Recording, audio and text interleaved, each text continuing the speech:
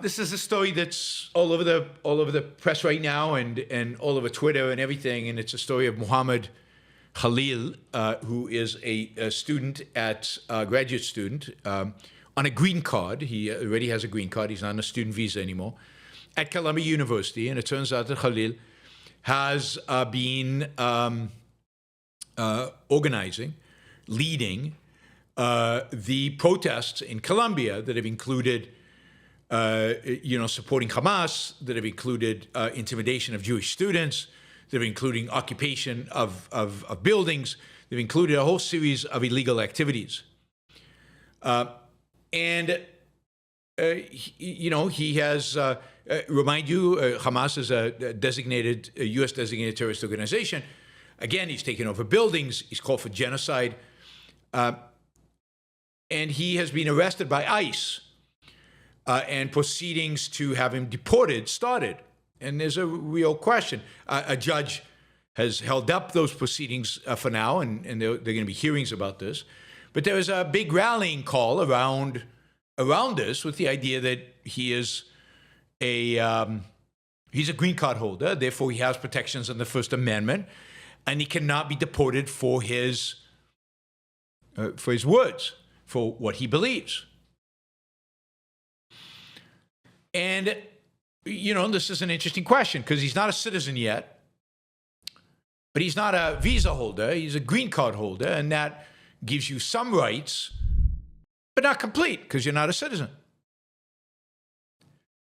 I mean, again, this is a guy, key actor in campus violence, harassment, property destruction.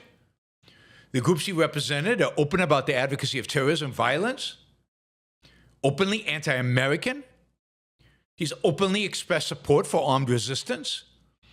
I mean, I don't know.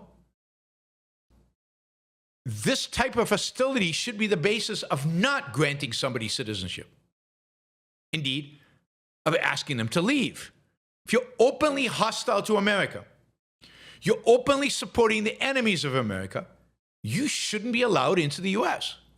And you shouldn't be allowed to stay in the U.S., even if you're on a green card. Now, here, the problem is that the U.S. has not declared, if you will, Islamism, Islamic totalitarianism, as an enemy. We're not at war with Islamic totalitarianism. Because if we were, he could be tried for treason or kicked out of the country for treason. So this isn't an issue of free speech.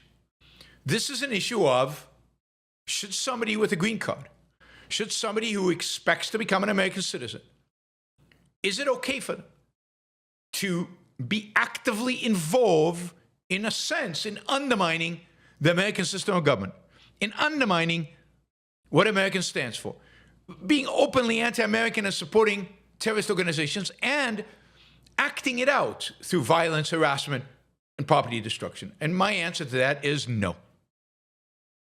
Kick him out.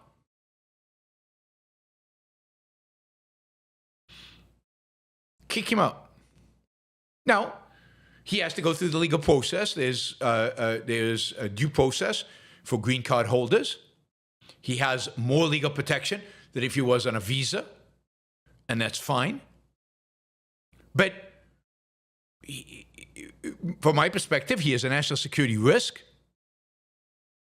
And that national security risk is enough to justify taking his green card away and removing him from the United States.